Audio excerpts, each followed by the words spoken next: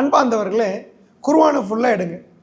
எடுத்துட்டிங்கன்னா நீங்கள் குர்ஆனுக்குள்ளே தொழுகை, நோன்பு, ஜக்காத்து, ஹஜ்ஜி என்பது கடமை, செஞ்சே ஆகணும். அதில் எந்த கம்ப்ரமைஸ், தொழாமல் நீங்கள் என்னத்தை செஞ்சும் வேலை இல்லை. ஏன்னா அல்லாஹ் மறுமைகளை ஃபஸ்ட்டு கேட்குறது தொழுகை. ஆனால் ஆச்சரியத்தை நீங்கள் பார்ப்பீங்க, குர்ஆனுக்குள்ளே இப்ராஹிம் நபி இப்படி தொழுதாருன்னு பார்த்துருப்பீங்களா? தஹஜ்ஜுத் தொழுத இப்ராஹிம் நபின்னு ஒரு பாடம் இருக்குதா? குர்ஆனுக்குள்ளே இருக்காது. அதே மாதிரி நீங்கள் நூஹ் நபி எடுத்தீங்கன்னா அவர் லுகர் தொழுந்தான்னு இருக்குமா? நபிமார்கள்ட்ட தொழுகையை பற்றி குர்ஆன் விவரிக்கிறது நீங்கள் பார்க்க மாட்டீங்க. நபிமார்களுடைய அந்த இபாதத்துகள், அந்தரங்க செயல்கள்லாம் அல்லாஹ் ரப்புல் ஆலமீன் என்ன செய்ய மாட்டான். ரசூலுல்லாஹ் தொழுது கூட குர்ஆனில் இல்லை.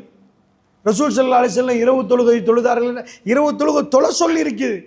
அந்த தொழுகை எப்படி என்று வர்ணித்து அல்லாஹ் பேசினது குர்ஆனில் பார்க்க மாட்டீங்க. அப்போ இதெல்லாம் நீங்கள் கவனத்தில் எடுத்துக்கொண்டீங்கன்னா திருக்குர்ஆன் திரும்ப திரும்ப என்ன பேசுது? இப்படி தான் நீங்கள் அத்தையாத்தில் இருக்கணும், இப்படி தான் தக்பீர் கட்டணும் குர்ஆனில் இருக்குதா? திருக்குர்ஆன் எப்படி பேசுதுன்னா நீங்கள் எடுத்து பார்க்குற நேரம் எப்படி மன்னிக்கணும் அப்படின்னு பேசுது.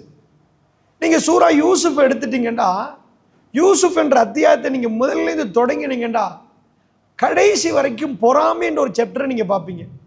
அல்லாஹ் என்ன பொறாமைக்கு என்ன செய்கிறான்ன்றதை பார்ப்பீங்க.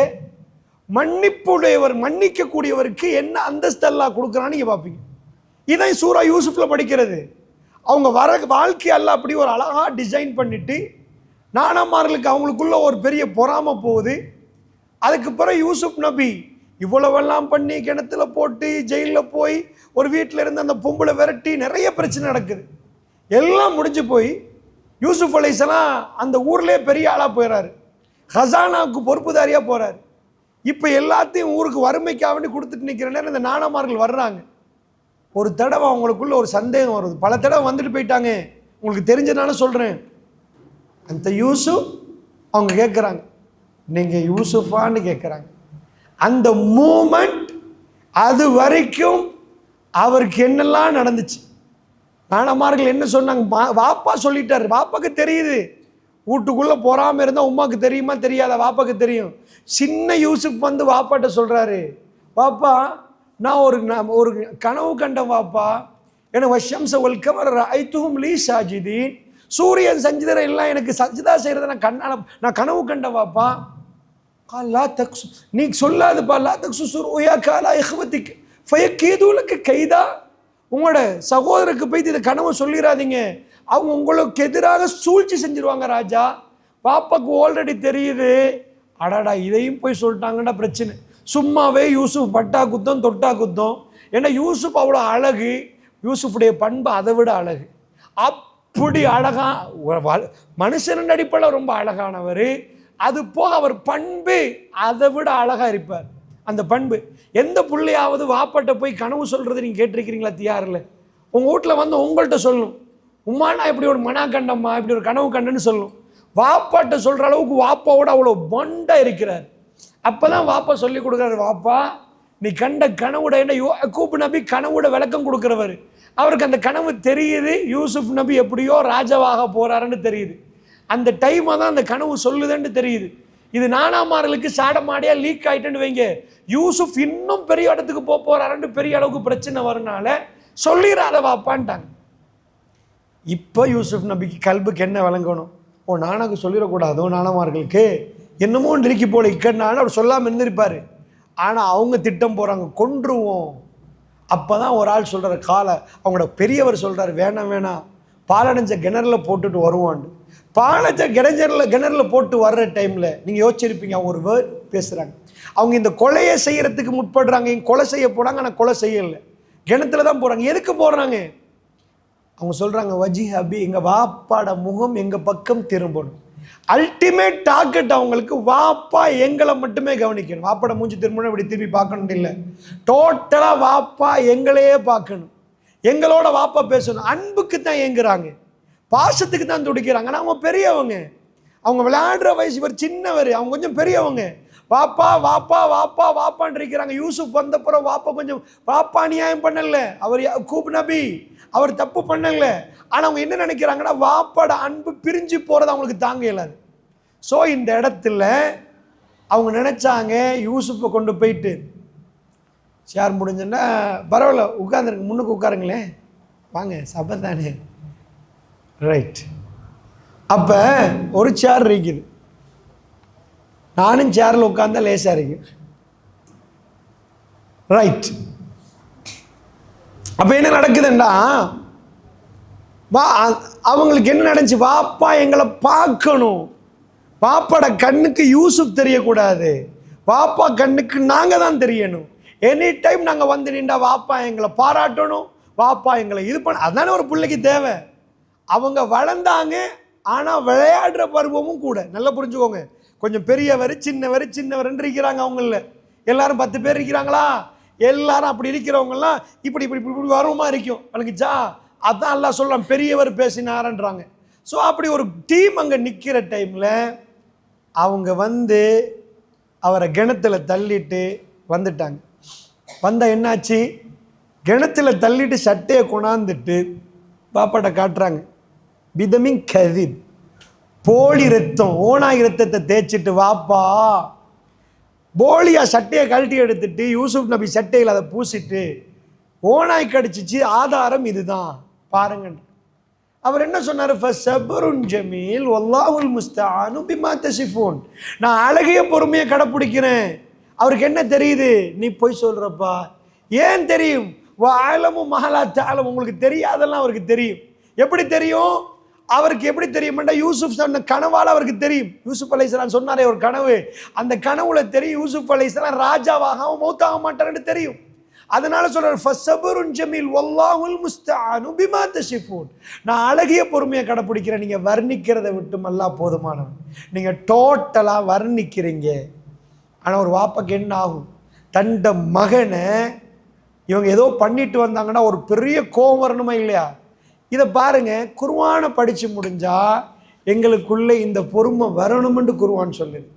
இந்த பாடத்தை படித்து முடிக்கிற ஆயிஷா ரலியல்லாஹு அன்ஹா அவங்களை எவ்வளோ கேவலமாக எவ்வளோ மோசமாக விமர்சிக்க முடியும், என்னுடைய தாயை அவ்வளோ மோசமாக விமர்சித்தாங்க. திஹாரியில் உங்களை கொண்டு வந்து உங்கள் பேரை வச்சு ரொம்ப மோசமான முறையில் உங்களை அவமானப்படுத்திட்டாங்கன்னு வைங்க, அன்றைக்கு நீங்கள் எவ்வளோ வேதனைப்படுவீங்க. ஆயிஷா சொல்லுவாங்க, இந்த ஈரல் வெடிக்க பார்த்தது, எனக்கு அழுக கண்ணீர் இல்லாமல் போனது.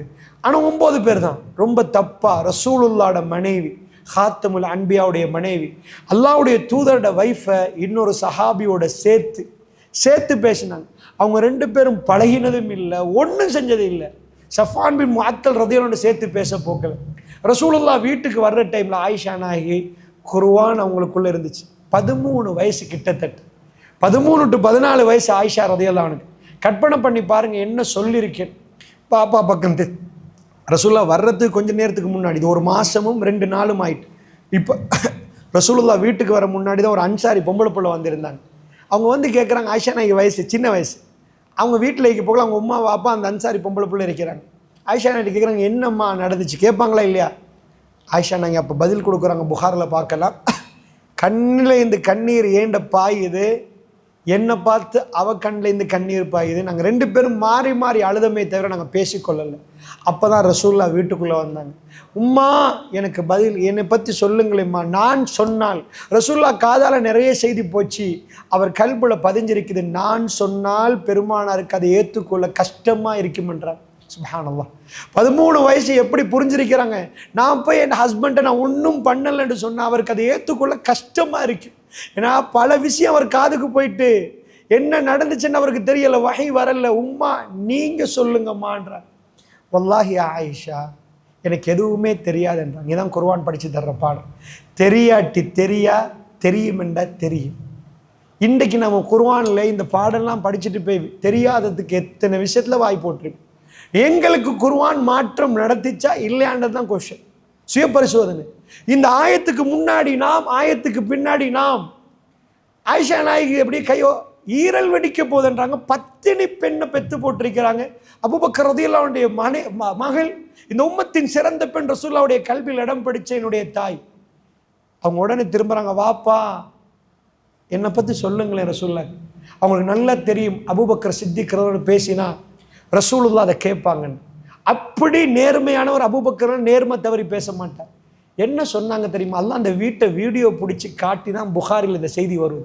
ரப்புல் ஆலமீன் அந்த வீட்டை பார்த்துட்டு நிற்கிறான். ரசூலுல்லாஹ், அபூபக்கர் ரலியல்லாஹு, ஆயிஷா நாயகி, அவங்க உம்மா, அந்த அன்சாரி பொம்பளை பிள்ளை 5 பேர். அபூபக்கர் தான் கையை விரிச்சிட்டாங்க. மகள் துடிக்கிற நேரம் எந்த வாப்பாவது கையை விரிப்பார்னு நினைக்கிறீங்களா? உங்கள் வீட்டில் உங்கள் மகள் நல்லவா நீங்கள் பெற்று போட்டுருங்க, இது வரைக்கும் எந்த பேட் மார்க்ஸ் எதுவுமே இல்லை. அவருக்கு யாராவது கொச்சையாக பேசினா நீங்கள் துடிப்பீங்க. உங்கள் கணவர் அது அடிக்க ரெடி ஆகுவார். இது நார்மலாக வரும். அபூபக்கர் சொல்லிட்டாங்க, வல்லாஹி ஆயிஷா, எனக்கு எதுவுமே தெரியாது, நான் என்ன பேசன்னு கேட்டாங்க. தெரியாட்டி எதுவுமே பேசல. இந்த கட்டத்தில் ஒரு மனுஷன் பேசாமல் இருக்கிறான்டா அவன் எவ்வளோ அல்லாஹ்க்கு பயந்திருப்பான்னு நினைக்கிறீங்க? இதுதான் குர்ஆனுடைய சங்கமம், அல்லாஹ்வுடைய நேர். இதான் நாங்கள் இன்றைக்கி சுய பரிசோதனை செய்கிறேன்டா. குர்ஆனுக்கு முன்னாடி நாங்கள் நிறைய ஜாஹிலியத்துடைய பண்புகள் இருப்போம். இன்றைக்கும் தாறுமாறாக பேசிட்டு போகிறோம்டா. இன்றைக்கும் ஒரு ஆள் மனசை நோவடிச்சு மன்னிப்பு கேட்கறதுக்கு நமக்கு பணிவு இல்லைண்டா. இன்றைக்கும் வீட்டில் கணவனுக்கு எப்படி மனைவி பேசணும், மனைவி எப்படி கணவனுக்கு பேசணும் தெரியலண்டா. அந்த பண்புகள் நம்ம அதை விட ரொம்ப மோசமான ஸ்டேஜில் இருந்திருப்போம். ஆனால் ரப்புல் இஸ்ஸத் எங்களுக்கு குர்ஆனை தந்தால், முன்னாடி வாங்க, முன்னாடி சேர் இருக்காது, முன்னாடி வந்து உட்கார். ரப்புல் இஸ்ஸத் எங்களுக்கு அந்த பரிசை தந்திருந்தால், அதை பரிசாக பார்த்திருந்தால், எங்கள் கல்புகள் மிகவுமே பெரும் ஒரு மாற்றத்தை அடைஞ்சிருக்கு. என்ன நடந்துச்சு? ஆயிஷா அம்மா நிற்கிறாங்க, அவங்களும் கைவரிச்சிட்டாங்க. ரசூலுல்லாவை பார்த்து ஆயிஷா அம்மா ஒரு வார்த்தை சொல்கிறாங்க, யா ரசூலல்லா. அதாவது ஆயிஷா நாய்க்கு இந்த மெட்ரை சொன்னால், இந்த ஆயிஷா நாய் இந்த மெட்ரை சொல்கிறது இது பண்ணிட்டாங்க.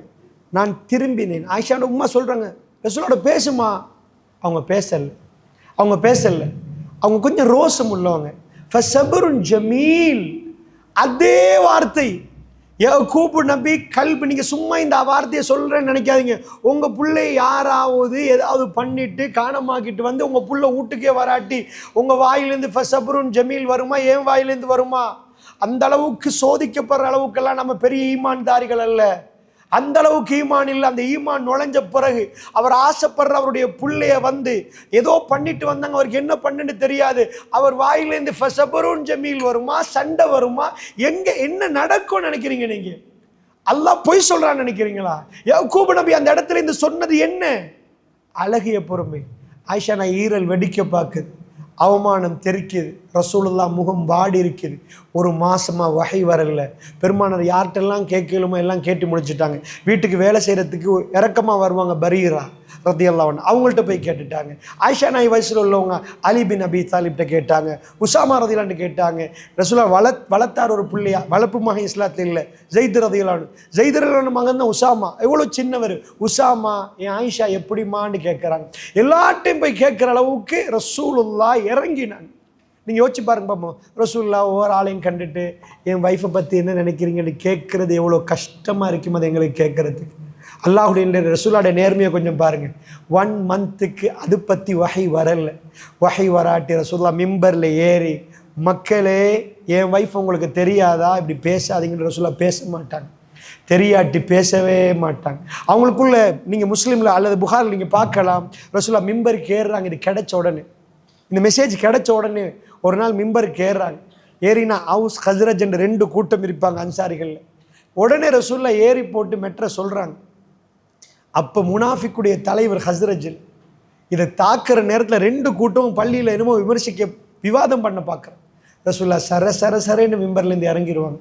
என் ஃபேமிலி மேட்டருக்கு நீங்கள் சண்டை பிடிக்கக்கூடாதுன்னு ரசூலுல்லாஹ் போயிடுவாங்க. அல்லாஹ்வுடைய இந்தியாவில் இந்த வேதனையை நான் உங்களுக்கு வர்ணிச்சேன்டா.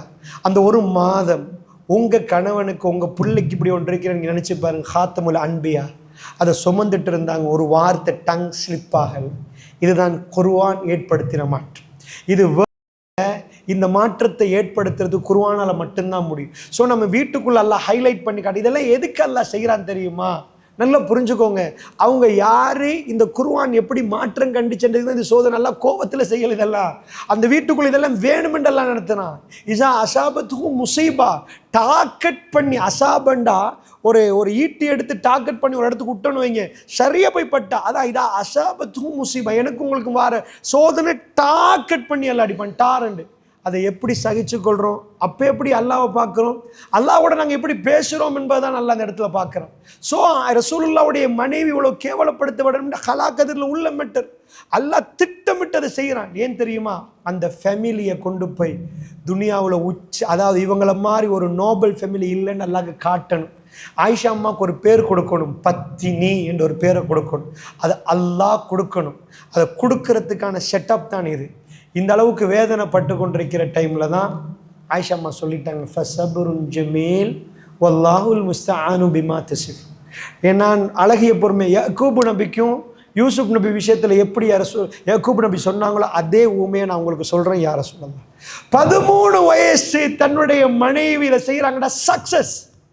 உங்கள் பிள்ளை இதை செய்யும்னு நினச்சிங்கன்னா ஆயிஷா ரதியல்லாஹு அன்ஹா அவங்க அல்லாஹ் ரப்புல் இஸ்ஸத் ரசூலுல்லாவுடைய வைஃபா கொடுத்தது உண்மையா ஒரு பெரும் இன்டெலிஜென்ட்டான ஒரு பெண். அந்த அளவுக்கு குர்ஆன் அவங்க கல்புல போய் இதாக்குறாங்க. அவங்க சொல்லிட்டு திரும்பிட்டு ஒரு வார்த்தை சொன்னாங்க, பின்னாடி சொல்லுவாங்க, வல்லாஹி அல்லாஹ் மீது ஆணையாக ரசூலுல்லா கனவு காணுவாங்கன்னு நினச்சேன், அல்லாஹ் என்னை தூய்மைப்படுத்துவான்னு நினச்சேன். ஆனால் நடந்தது வேறு. அதை சொல்கிற பணிவை 13 வயசு ஒரு ஆளுக்கு இப்படியெல்லாம் நடக்குமான்னு நீங்கள் எழுதி பாருங்கள், வாசி பாருங்கள், யோசிச்சு பாருங்கள். உங்கள் 13 வயசை பாருங்கள், எங்கள் 13 வயசை நான் பார்க்குறேன். என்ன சொன்னாங்க தெரியுமா? வஹி இறங்குது. அன்றைக்கு கடும் கூதல், கடுமையான கூதல். மதீனாவுடைய கூதலில் யாருக்கும் வேர்த்து வராது. கம்பளி போத்தி கொள்வாங்க. புகாரியுடைய செய்தியில் கம்பளி போத்தின செய்தியெல்லாம் வருவது. அவ்வளோ கூதலான அல்லாஹ்வுடைய தூதருக்கு ஒரு ஆச்சரியம் நடக்கும். வஹி வரப்போக்கில் அந்த கூதலில் ரசூலுல்லாவுடைய நெத்திலேருந்து வேர்வை வடிஞ்சு தொப்பாகுவாங்க ரசூலுல்லா. அது ஒரு அற்புதமாக அல்லாஹ் வச்சிருக்கிறான். வஹிக்கு முன்னாடி சில டைம்களில் பெல் படுற மாதிரி இப்படி பல விஷயம். ஒரு தோழர் சொல்கிறார், வஹி இறங்க போகல, நான் ரசூலுல்லாவுடைய தொடையோட தொட வச்சிருந்தேன், அது கடும் பாரமாக இருந்துச்சு. இப்படி பல சந்தர்ப்பங்கள் இருக்கு. இது ஒரு சந்தர்ப்பம். ரசூலுல்லா அப்படி நெத்தி அப்படியே வேர்த்து வடியுது. ரசூல்லா சிரித்தார்கள். எங்களுக்கு எப்படி ஃபோன் வரப்போக்கில் ரிங் ஆகுமோ, ரசூல்லாவுடைய நெத்தி வேர்வையால் வடியப்பில் ரசூல்லா சிரித்தாங்க. ஆயிஷா, அல்லாஹ் உன்னை தூய்மைப்படுத்திட்டாங்க. இந்த இன்சிடென்ட் வரைக்கும் அல்ல டிலே பண்ணுறாங்க. இந்த இன்சிடென்ட் வரைக்கும், இந்த விஷயத்தை வரைக்கும் அல்ல டிலே பண்ணிட்டு சொன்ன ஆயிஷா சூரத்து நூறுடைய 10வது வசனம் 11வது வசனத்துலேருந்து ரசூல்லா ஓதிட்டே போகிறாங்க. ஆயிஷா நான் என்ன சொல்கிறாங்க தெரியுமா? வல்லாஹி நான் நினச்சேன், நான் அடுத்த பக்கம் திரும்பிட்டேன். உம்மா சொல்கிறாங்க, ஆயிஷா ரசூலுல்லா பேசுங்க ஏலான்ட்டாங்க. ஆயிஷா நான் கொஞ்சம் அப்படி செய்வாங்க, கொஞ்சம் ரோசப்படுவாங்க, ஏலாண்டுவாங்க, அப்படி இருக்குது. அவங்க ரசூலுல்லா பக்கம் திரும்பல, அடுத்த பக்கம் பிறண்டுட்டாங்க.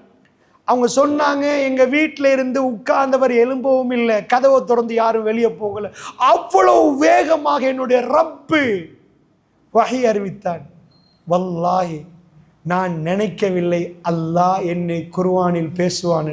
குர்ஆனில் பேசும் அளவுக்கு நான் பெரிய பெண் அல்ல. சுப்ஹான். பள்ளிவாசல் தலைவர்கிட்ட பெண் சொல்லுவாங்க, நான் தான் ஊரில் பெரியவன். ரசூலுல்லாட வைஃப், ரசூலுல்லாட வைஃப் சொல்கிறாங்க, மரியம் அலைஹிஸ்ஸலாம்ட பேர் குர்ஆனில் வந்திருக்குது. என்ன யார் ரசூலுல்லா, யார் யாரையோ பேர் வருவதுன்னு அவங்க வைஃப் உங்கள் பேர் வராதா? ஃபாத்திமா ஓடி வந்து யார் ரசூலுல்லா உங்கள் மகள், அல்லாஹ் என்னை பற்றி கேட்கல. மரியம் சலாமுன் அலைஹா அவங்க பேர் குர்ஆனில் வருவது. ஃபிரௌன் மனைவி என் இம்ராத் ஃபிரௌன் வருவது. ஒரு இடத்துல ரசூலுல்லாஹ்ட மனைவியோ மகள்மார்களோ அல்லாஹ் சொல்லவில்லை, அவங்க கேட்கவும் இல்லை. அரபிகளுக்கு ரொம்ப பெரிய ஒரு இதொன்று இருக்குது. அரபிகளுக்கு எதுலையுமே அரபி அஜம் இருக்கிறவங்க வேறுபாடு பார்ப்பாங்க. நீங்களா அஜமிகள்ண்டுவாங்க, நாங்கள் அரபிகள்ண்டுவாங்க. அந்த தன்மையே இல்லாமல் போச்சு. குர்ஆன் அப்படி மாத்திருந்துச்சு. ஆயிஷா நாயகி சொன்னாங்க, நான் பேசும் அளவுக்கு பெரிய பெண் அல்ல, ஆனால் நான் நினைக்கல ரசூலா கனவு காணுவாங்கன்னு நினச்சேன். அல்லாஹ் ஆனால் அங்கே அல்லாஹ் பேரை சொல்லலை. அல்லாஹ் அங்கே ஆயிஷாண்டு பேரை சொல்லலை. ரசூல்லாவுடைய மனைவி அல்லாஹ் தூய்மைப்படுத்தின. நான் உங்களுக்கு என்ன சொல்ல வரேன்டா, குர்ஆன் ஆயத்து தொண்ட குழியில் நிற்கிறதும் குர்ஆன் ஆயத்து கல்புல இறங்குறதும் வித்தியாசம். ரசூல்லா சொன்னாங்க, ஒரு காலம் வரும் அவர்கள் தொழுவார்கள், நீங்கள் அவர்களுடைய தொழுகையை பார்த்தால் ஆச்சரியப்படுவீங்க. அப்படி பேணுதல். அவர்கள் குர்ஆனை ராகமாக ஓதுவார்கள். அவர்களுடைய ராகத்தை நீங்க பார்த்தீங்கன்னா அவ்வளவு அற்புதமாக ஓதுவார்கள். அவர்கள் நரகவாதிகள். ரசூலுல்லாஹ் சொன்னாங்க, அவருடைய தொண்டைக்கு கீழ் குர்ஆன் இறங்காதுன்றாங்க ரசூலுல்லாஹ். அல்லாஹ் பாதுகாக்க, அல்லாஹ் பாதுகாக்க.